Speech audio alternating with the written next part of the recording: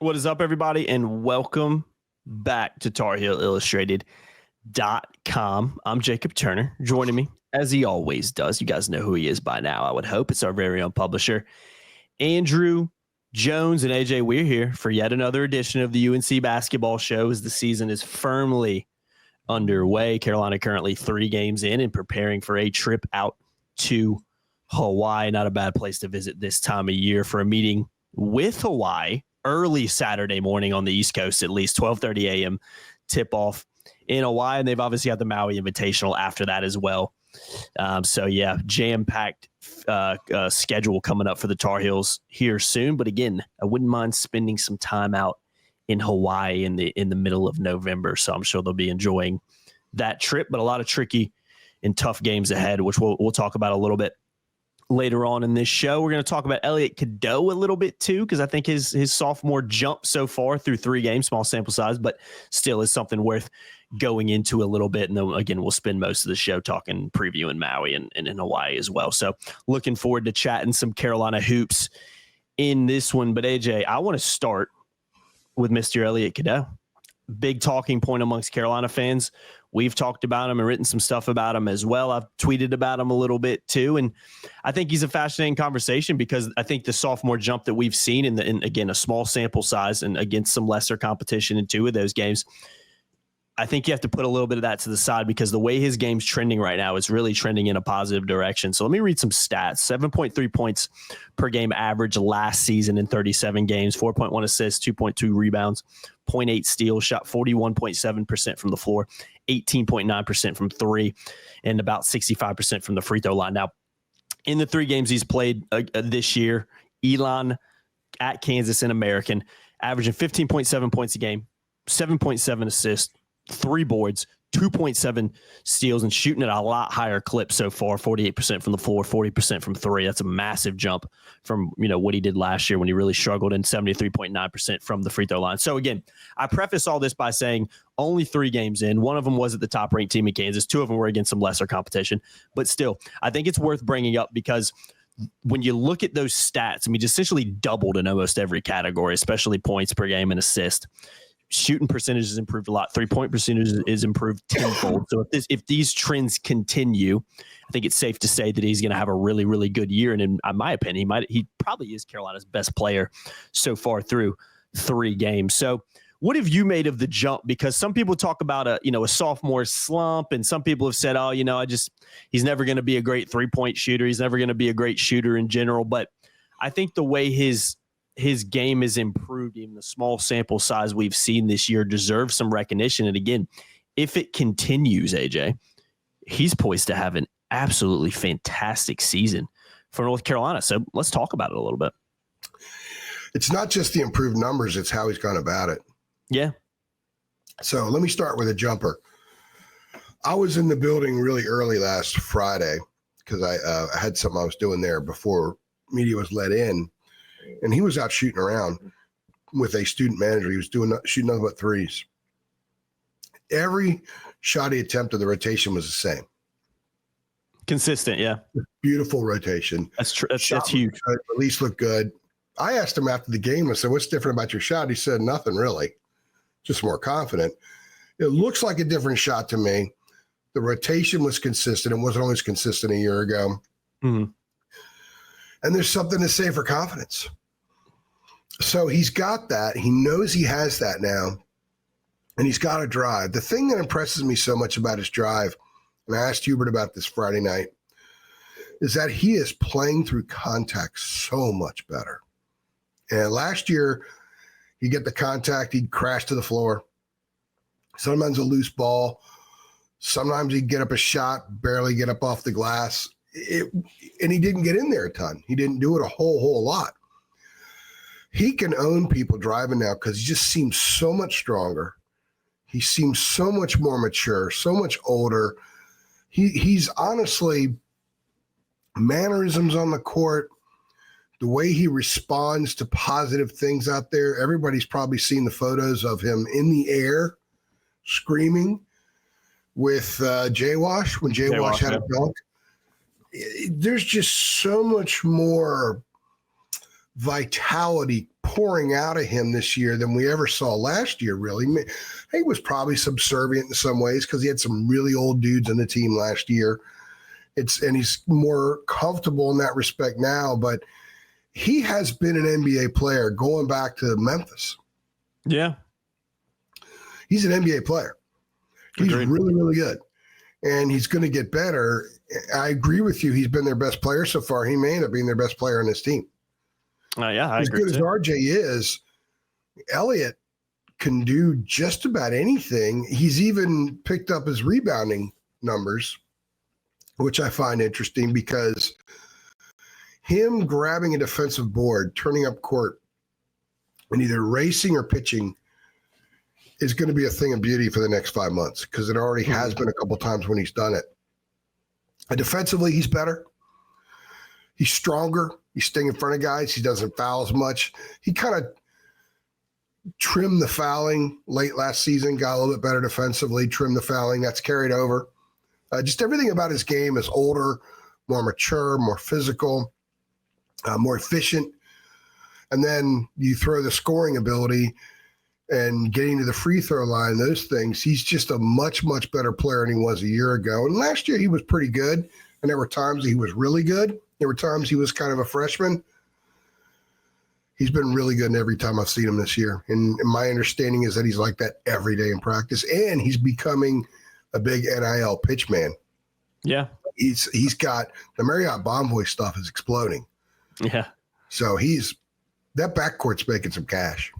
100%, man. No, he's been really fun to watch this year. And I thought it was worth bringing up. I know it's a small sample size, and when you look at the stats through 3 games, they can be a little bit misleading when you compare it to a whole season. But I thought it was worth bringing up because it's not just the stats, AJ, it's the eye test, right? You don't have to be a basketball statistician or a basketball expert to look at Cadeau's game from so far this year to last year and just see vast improvements in a lot of areas, like you mentioned, whether it's his stroke, whether it's his all-around game. And I think he's incredibly integral to what North Carolina's going to do this year. So, but AJ, I want to spend most of this show kind of looking ahead to the games ahead, because obviously it's a pretty jam-packed slate before we'll do another basketball show sometime next week. And it starts with an early Saturday morning tip-off at Hawaii. And again, I think it's maybe a little bit trickier of a matchup than maybe some people are giving credit for.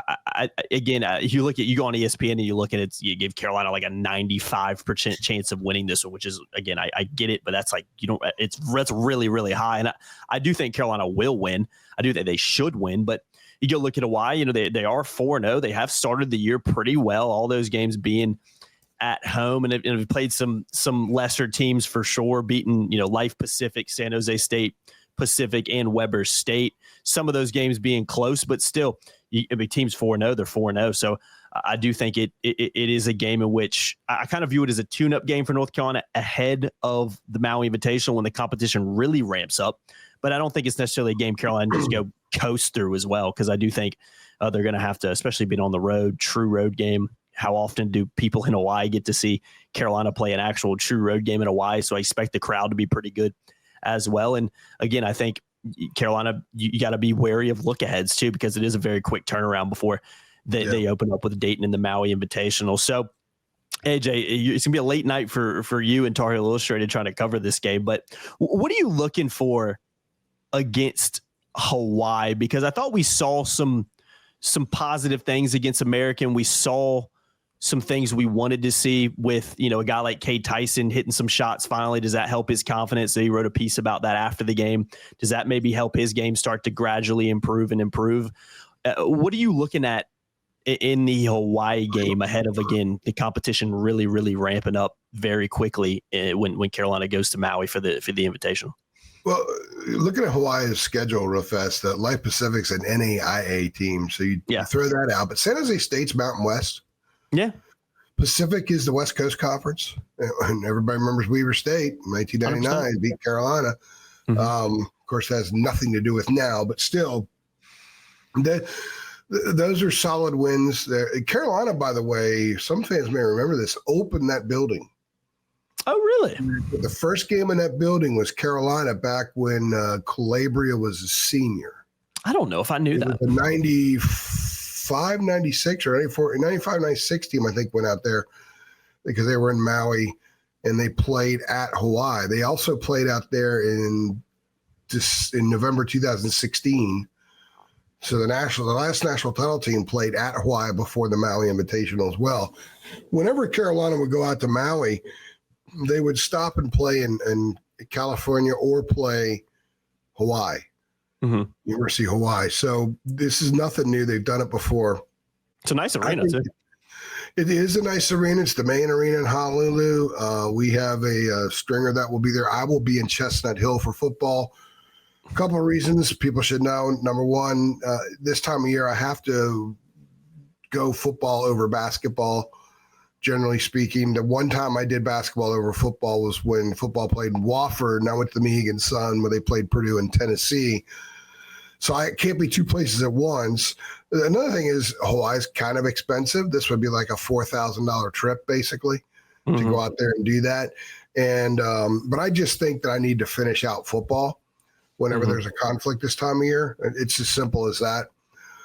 So I will watch. It's technically the game is Friday night because it's tipping off in Hawaii. So it's 7:30 Honolulu time. So it's Saturday morning here, but it's technically a Friday night game. I think it's a dangerous game, not so much that Carolina could lose, but I wouldn't be surprised if they don't romp the Rainbows because it's the second day there. They're flying out Wednesday. So that's today. They left earlier today, and they're flying direct, by the way, which is pretty cool. They used to lay over in LA for a few hours. So they've shaven about 3 hours off the trip. So they're flying direct. They'll be in Honolulu. I don't know how long it's going to take them. Probably about 9 hours maybe. At least 10 hours to go direct, and they'll work out in that building on Thursday, and then they have the game Friday. So I think they're going to should practice sometime today, tonight. They have to get acclimated to the time. So that's pretty wild that they're going out there, have to get acclimated, have to start that time. And then on Saturday, they head on over to Maui. Yeah. It's a short 10-minute flight. It's a small plane flight. They head over to Maui. There's a little media thing on Sunday, and then they play Monday, Tuesday, Wednesday. They play Dayton Monday night at 11:30, almost the same time. So I think the Hawaii game, they're going to deal with athletes. Hawaii's always got athletes. Yeah. Justin McCoy played there last year. Gave them he started for them, gave them a lot of minutes. They were a decent team. So they played Georgia Tech real tough. Tanner Christian. They played Georgia Tech real tough. They actually played when Carolina played them when they opened the building. Hawaii returned the game, Chapel Hill. Riley Wallace used to have really good teams there. Yeah, no, for sure. And they're going back to the Mountain West for everything. So next year they'll be in the Mountain West in basketball, and I think that they'll get some players. Yeah, for sure. They've had some at-large teams before. So it's not, and it's a good-sized building. It's a fan base. It's a community that has an appetite for basketball. And I expect either a full house or close to full house for this game. It'll be a big deal that Carolina's going there. So they're going to have to deal with true road game atmosphere. And I think it's great. Yeah. It's great that they get to play another true road game. It's also an additional game on the schedule, Jacob. Yeah. Because when you play on the island, you get that game and it doesn't count against your 29, your allotment of games. So Carolina typically playing in a 3-game MTE event would get 11 non-conference games, but now they get 12 because Hawaii is an extra game. So they will play 12 non-conference games this year instead of 11. They should get a win. Agreed. Probably will get a win. They're going to have to play well, but it will be interesting to see how much they're popping early, or if they have heavy legs, or if their minds aren't totally into it and they're thinking ahead to that monster field in Maui. I don't know. It'll be very interesting. I think it's a good challenge for them because of the things that are surrounding getting out there and then what they got to do right afterward. Yeah, no, I completely agree. I think it's one of those games that you want to see You want to see things continued from the American game. You want to see Carolina, that offensive production they had in the second half where they were just so incredibly good. You want to see maybe them get off to a little bit quicker start despite the travel, because I think if maybe there's any criticism you want to throw at Carolina this year is that, 3 games, AJ, they haven't really started any of them very well. And I think that's something they need to start doing. And if you do that against Iowa State, for instance, and few days later, you can very easily lose that game because you can't get behind early in games to really good teams. So I think there's, Cade Tyson, do we see him hit a couple shots and say, okay, maybe he's starting to figure it out a little bit? Jalen Washington continue his positive play. Cadeau, we mentioned him. RJ, can he get the shooting stroke back? Because they're going to need it when they get to Maui. So I think winnable game Carolina should win, no doubt about it, should win relatively comfortably. But there's always things that you can kind of pick up on and try to see trends continue, because again, the competition really ramps up after this game.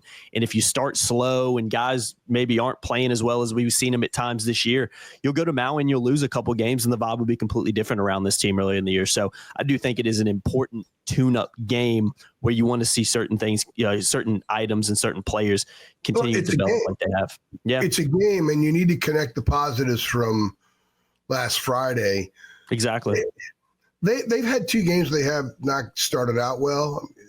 They actually did start Kansas pretty well. They were 7-2 and they were down 19-18. 8 minutes in, then the Kansas then after that, it fell off a little bit. Yeah, I think it'll be a challenge to see for them to start well in this game because of the circumstances. But maybe they're ready to go. It's possible. Who knows? I think it's an opportunity to get a lot of guys playing time. Yeah, and still win a game, a true road game. And we don't know what Hawaii is going to end up this year, but I just like the idea of playing a true road game. Agreed. I thought the team a couple years ago that opened up at College of Charleston, I thought that they were helped by that game later on in the year. Mm-hmm. I'm a big proponent of true non-conference road games. I remember when Leonard Hamilton started getting it going at Florida State, they would play at Jacksonville. They played at Florida Gulf Coast or something. They played at Florida Atlantic. They would play at these smaller programs. At the time, Florida Atlantic, nobody had any idea it would end up in a Final Four. And they would go on the road and win. It would be a big deal where they went. It'd be smaller atmosphere, but a raucous atmosphere, and they would come away with wins. And what he was doing, he was building their road confidence and getting them together. So one year they had 4 of those games. They won on the road. They're 4-0 on the road before you got to Christmas. And he did it to to take them up a notch as far as their mojo, as far as their confidence, their mindset, their mental toughness, their ability to go on the road and win a game. And that was a big turning point in that program, going from being okay to being really good and one of the top 3 programs in the ACC for more than a decade.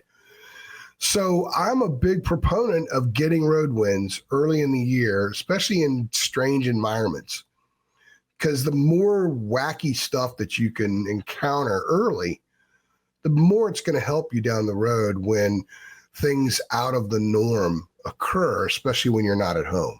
And that's why I follow this up with 3 games in Maui, which is a high school gym, basically. Yeah. It's so good for this team. They will have already had at Allen Fieldhouse, kind of a strange road game in Hawaii, and then 3 games in that gym in Maui. Plus, let's not forget Memphis. They will have that under their belt by Thanksgiving. That's good. That's pretty good. Mm-hmm. Mm-hmm. Absolutely. That's a great way to look at it. It's a valuable experience, especially for a team like we've talked about ad nauseum this year. A lot of new pieces, a lot of guys, trying to get in and settled into new roles and being relied on more than they ever have. So I think, these experiences are invaluable. And again, Carolina's got a lot of experienced players on there that have played in places like this. So that'll help them kind of navigate these tough games that are coming up. So, AJ, I think one of FSU's, God, forgive me. No, you're good. You know how I am sometimes. It's hard over Zoom. One of the other road games was at Stetson. I've been in Stetson's gym, and I've been in North Florida's gym, by the way. Yeah. Stetson's gym is small. The thought of Florida State cruising into that gym, that's a challenge for FSU. Oh, for sure. When you play at the Leon County Civic Center or Tucker Center, I guess is what they call it now, and you're playing ACC venues, and you got to go play in there, that's going to challenge the guys. And that's why I love stuff like that. Mm-hmm. Carolina that one year opened up at Wofford and then played at Elon.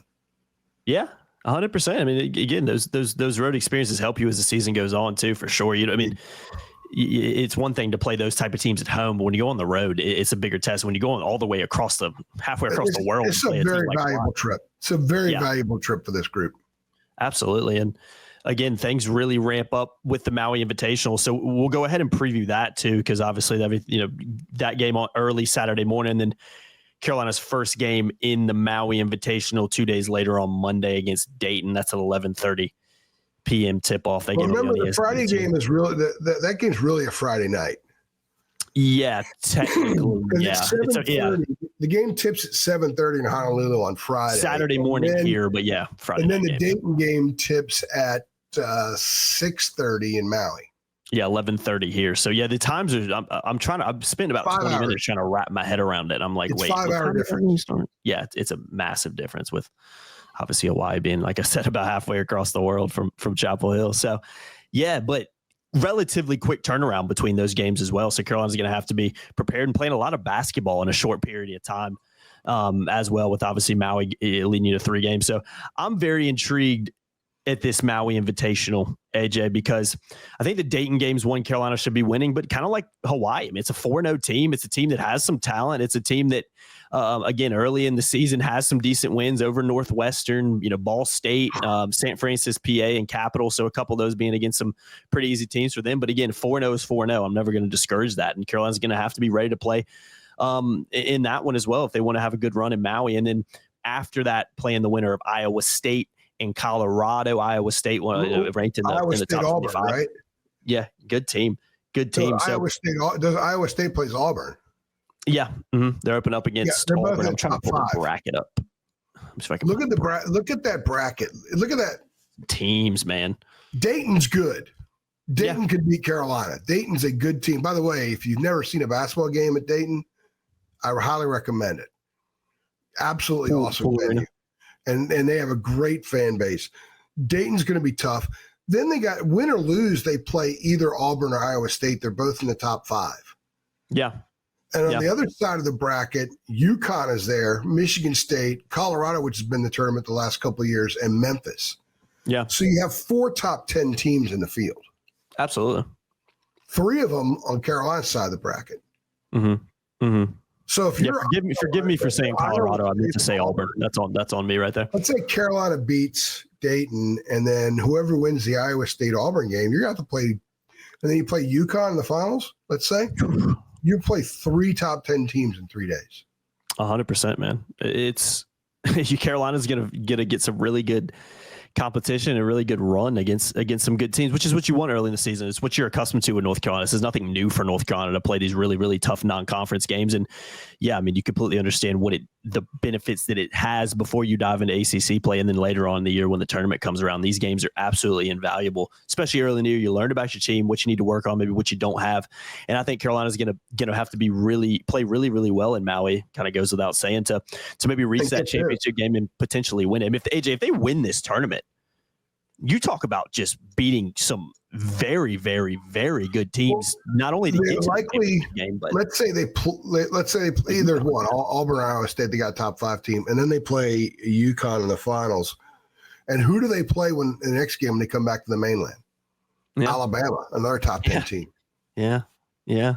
So by the time that you're at December 2nd, they could have already played number 1, number 2, and number 4 away from home.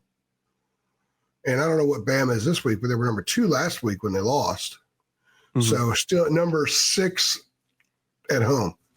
Mm-hmm. That's wild. They could play like 4 of the top 6 teams in the country by December 2nd. I know. So we're going to learn a lot about them. We're going to learn a lot of And we're going to learn a lot about them, about where they are now. I think this team's going to get better as the year goes on. So if certain aspects are exposed in Maui, that doesn't mean they're always going to be problems. Mm-hmm. It doesn't mean that at all. It just means that, okay, there's some areas that need to be really patched up right now or wholesale fixed. Some things they can't do is they can't get bigger because they can't go out and bring in someone off the street. Hey, you're 6'11", go ahead and play 20 minutes a game. They are who they are. Yeah. But learning to play big as who they are is a part of this quest right now. Mm-hmm. And let's not forget, they out-rebounded Kansas in Allen Fieldhouse, and they doubled up American 46-23 on the glass. They're trending in the right direction on the glass. And don't take my word for it. I asked Hubert that exact question on Monday, and he said immediately, yes, they are. And he says they can get better. So what a great opportunity for them to improve, to see some weaknesses, and for us to sit back and say, wow, 4 games in 6 days, 4 games in 7 days, basically 6 days. What a great opportunity to find out what this club's made of right now. I'm looking forward to it. Me too, man. I'm absolutely looking forward to it as well. And I think I keep drinking because my throat's a little bit messed up, so I keep having to have fluids. It's that time of year, man. My throat's a little itchy as well. Why AJ keep drinking all this water? My throat's a little itchy as well the past couple of days. I think there's something going around. And by the way, for the record, my wife has not put up the Christmas tree yet. Oh, really? Still didn't put it up. But I'm going to Boston this weekend, so I fully expect come home and see just Christmas stuff everywhere. Got to put it up this weekend, late November. If you're going to put it up before Thanksgiving, you're running out of time, man. Got to be this weekend. I wouldn't be surprised you get back from that trip and that thing's up. I'm rooting for that, actually. I still think it's too early if it's before Thanksgiving, but that's just me. Yeah, I thought of it because I saw your tree in your background. Yeah, I still got mine popping over here. So, yeah, we're fully in the Christmas spirit over here. But, yeah, man, so many intriguing matchups in Maui. And before we head out real quick, this is a little bit shorter of a show because, so many games ahead and it's hard to just dial in on. We got to take it kind of one game at a time, which we're going to do covering these. But what do you – I'm trying to figure out the correct way to – maybe the right way to phrase this, but – what are maybe some realistic expectations in Maui? Because I think some people, a lot of Carolina fans, they have to win every game. If you don't win every game, it's a failure, and you get it when you look at the history of this program. I think there's other Carolina fans that are on the opposite of the spectrum where it's more of a realistic expectation of really tough matchups coming up. You want to beat Hawaii, you have to beat Hawaii. But after that, between Dayton, between Auburn and Iowa State, between a potential UConn matchup, maybe meeting Memphis again, could be Michigan State, Colorado, could be a number of really, really good teams no matter who you're playing. You're playing a good team.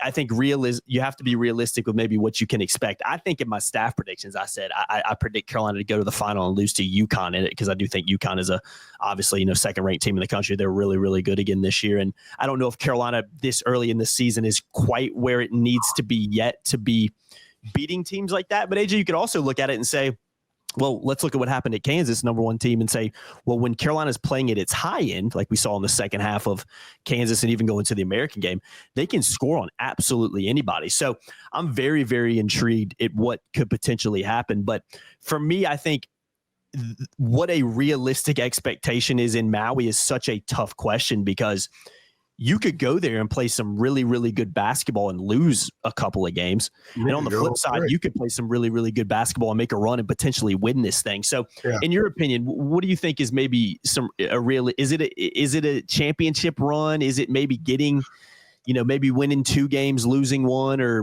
can Carolina go 1-2 in Maui? I mean, I just think it's a very interesting question. It's hard to tell because other teams are at the same process too, same stage in the process Still too. Early, You've got a lot of new faces. We know Memphis does. Colorado does. Colorado lost one of their better players to Syracuse in the offseason. I don't know a ton about Dayton just yet. I will by the end of today, but Dayton's always good, always a good team. So I think Carolina could play well and go 0-3. Yeah, that's true. It's possible. I don't think it will because Carolina's wiring and its high-end potential and talent will get it past Dayton and probably win a 5th place type game against the Michigan State or Colorado. I think the 3 teams obviously they had the most difficult time beating would be Iowa State, who beat Carolina and Portland a couple of years ago, as well as Auburn, who's dynamite, and then of course UConn. I think Auburn might actually be the team to beat this next week in that tournament, but this is early. It's early. Who really knows? I think the most important thing is that regardless of what the Tar Heels do in the win-loss column, they have a chance to play some fantastic teams, get a ton of quality film to go over, and to just go through the experiences. This team needs to collect experiences as it goes along, and it will be better when it comes out of Maui than it is going in, regardless of what the outcomes are. So I'm not too gung-ho over about what the record's going to be there. I just want to see how they play, and I want to see how they respond to certain things. Yeah. The record's going to be what the record is, but what they do after they leave Maui is going to have a whole lot more to do with how their season is viewed than what happens in Maui. Yeah, it's a good point, AJ. Wins can sometimes mask performances, right? Yeah. And sometimes you can win a game and not play very well. And on the flip side, sometimes the performance can be really good from, this is what we're looking for. And, the game plan, you go into the game and you kind of execute on all ends and you say, okay, this performance was good, but you didn't win. So I think and those things can get very, misconstrued early in the season, especially with a team with expectations like North Carolina from a fan base and just from a historical perspective. Because I do think this team has potential as the year goes on to be really good, but it's still firmly a work in progress. So performances, I think this over the next, few days going into early next week in Maui, I think is the biggest thing you want to be watching instead of maybe the win and loss column. You want to win. That's great. And that's awesome. And winning games is good. But I think you'd probably rather go to Maui and have really good performances and maybe not win every game than go to Maui and not maybe play very well at times and not look good at times and kind of find ways to win. I think it's a double-edged sword, right? But I guess when you look at Maui too, AJ, you could easily say if you don't play well in Maui with this competition, you're probably not going to win the games too. So I think you have to kind of look at it like that. There's no doubt about it. And the thing is that I was talking to someone in the baseline during warm-ups Friday night. I think it was one of the ushers, and said, look, it's kind of good they didn't come back and complete that Kansas game and win, because it would give, if you can be down 20 in Fog Allen Fieldhouse and still manage to win, that could give a team the impression it could come back from anything. Yeah. So it doesn't always have to be dialed in 100% at a hair on fire level. So I think it was good for them in that they don't, like, Hubert doesn't have to worry about that. He doesn't have to worry about them playing 20 minutes of terrible basketball and still winning at the number one team in the country, which would be just kind of a wild thing. So I actually think that that long-term was probably best case for him. I will know what the best case for him is after I see these games. Going in, I think 2-1 is most likely. I think that's what I have. I haven't beaten Michigan State or Colorado in the 5th place game. Mm-hmm. And that's okay, because they're going to get 3 really good opponents. And they're going to get a true road game out of the 4 they play this next week in Hawaii. They're going to get so much out of this. I'm going to keep harping on that. Whatever they get, we don't know. I think the worse they play, and if they lose multiple games, then there's a lot more stuff for them to consume from these games. But if it's just this much and they win 3 or they win 4, hey, you can learn from winning just the same as you can from losing. Especially when you've got some maturity on the team, and they certainly have that. Yeah, no, there's no doubt. I'm very, very looking forward to it. I'm very intrigued, and I'm not really sure what to expect in a lot of ways. And I think that shouldn't be a surprise to people when you look at how early it is in the year, but you also look at just the competition Carolina's going to be facing. You don't know who you're playing. This is a bracket, tournament competition. You don't know right now, besides Dayton, who Carolina's ultimately going to play. So things could shake out. You could, end up playing some really, really good teams. And I think no matter who you match up with, Carolina's going to be tested. And I think ultimately that's the biggest positive, and that's the biggest takeaway from this is Carolina will be tested over these next few days. They will be tested in Maui. They will play some really good teams.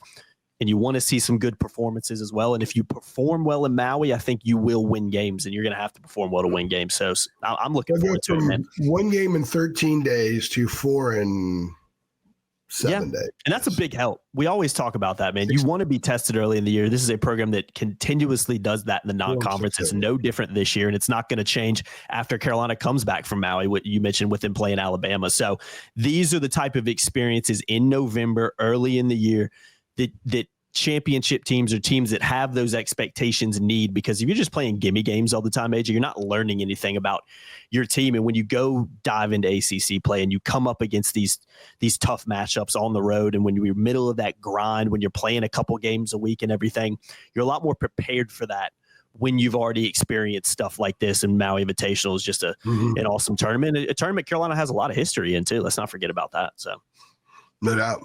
Yeah, I'm looking forward to it, man. And some late nights coming. I don't know about that, but it's going to be, but we'll have. Right? I will be doing the Three Things podcast from my hotel room in Chestnut Hill at about 3:30 in the morning, Saturday morning. It's an early one, man. Chelsea Sipple will get up and edit and get it posted. And then I will do a Three Things from home after the game Monday because I'll be home from Boston by then. So yeah, I've got three things I'm doing about 3:30 in the morning Saturday for basketball. And about 13 hours later, 12 and a half hours later, I will be doing a Three Things in Alumni Stadium in Chestnut Hill for football.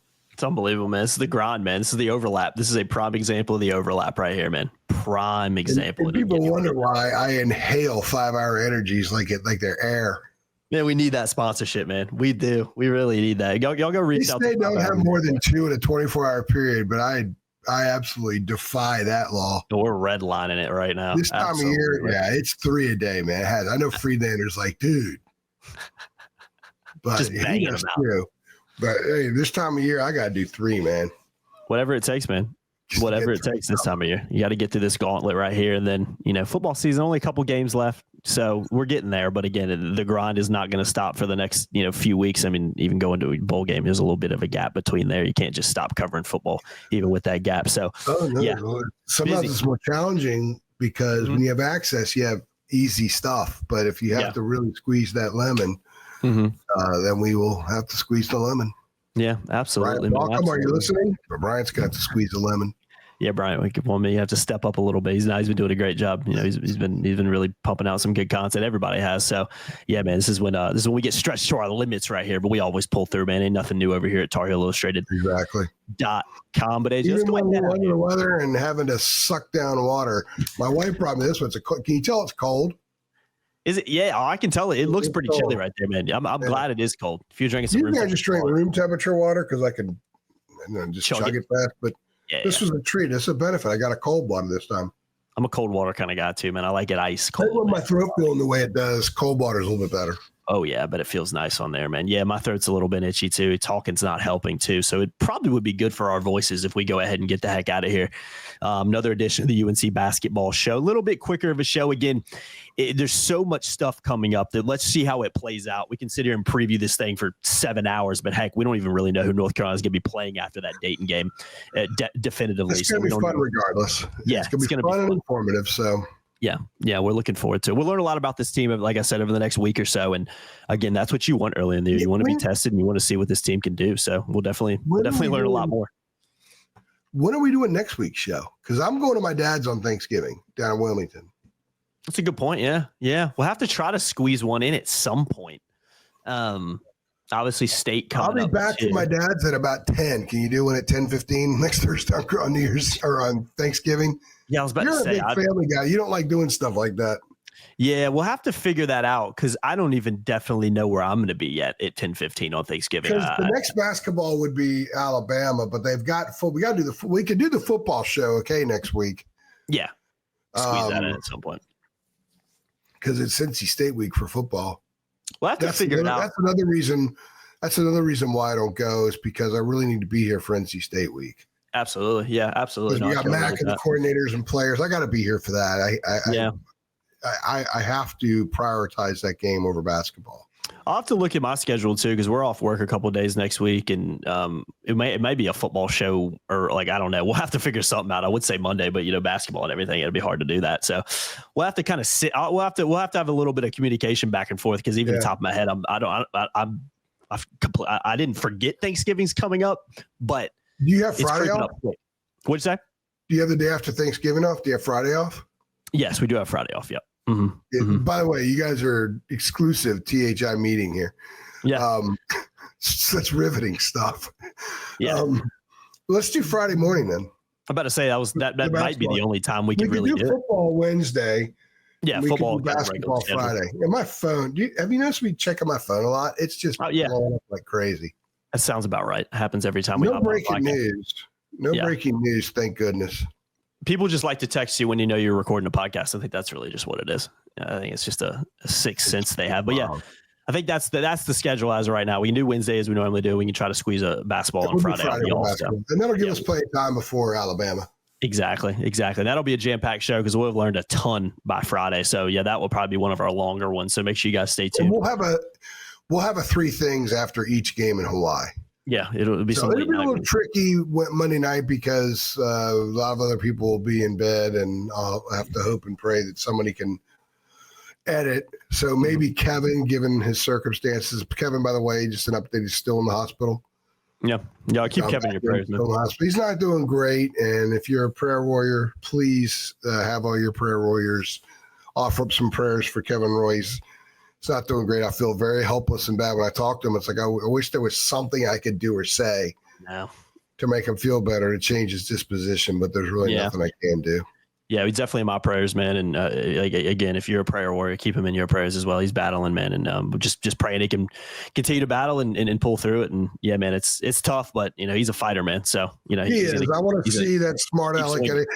He was supposed to shoot the American game. I talked to him Friday morning, and at 3:00, he said he had to go back in the hospital and couldn't shoot it. He was going to hopefully try to shoot the Elon game, same situation. So he'll shoot when he wants to shoot, and we'll just have to work around it. And yeah, man, absolutely. I want him to come shoot a game so he can have a nice departure from what has become the norm. Yeah, which has not been great. Yeah, I know he's desperate to get back in it too, man. I know he really wants to go out there and shoot. So, yeah, man. Never in my life have I wanted to see Kevin Roy more and be more normal than right now. Absolutely, man. That's a joke, Kevin. Yeah, I'm sure he'll love that one. But yeah, keep swinging, Kevin. If you're watching, man, keep swinging, man. We're all praying for you, and yeah, man, keep him in your thoughts and prayers as well. Yeah, it sucks, man. I hate it, but again, he's dealing with it as best he can, and again, he's a fighter, so he's going to keep fighting, no doubt about it, man. So we're thinking about you, Kevin. Keep doing your thing, man. Keep battling. But yeah, man, we'll go ahead and head out of here. Another edition of the UNC Basketball Show. Been Jacob Turner. He's been Andrew Jones. Keep it locked to TarIllustrated.com. Come sign up. Premium subscription. Links in the description below. $8.33 a month. Great time to do so with the overlap firmly underway, and won't be gone for a ways to go. We've still got a ways to go in this overlap. So subscribe. You get a ton of premium content for doing it. Access to our premium boards, premium content and stuff we put out as well. So you can only see it if you're a premium subscriber. So come on, sign up. It's only $8.33 a month. But if you don't want to do that, you can shoot us a Venmo at Hill Illustrated. We'd rather you sign up because you get a lot of perks for doing it. But if you just want to say thanks and support us for some of the content that we put out, as we do put a lot of content out over here at Tar Illustrated, you can do that, and it all goes back into the business and everything like that as well. So yeah, that's at Tar Heel Illustrated. Links in the description below for that as well. Make sure you like. Make sure you share. Tell your friends about us. Hit that subscribe button too, guys. Do it right now. Hit the notification bell too, so you know every single time we upload. And yeah, guys, we'll see y'all next time. Thanks.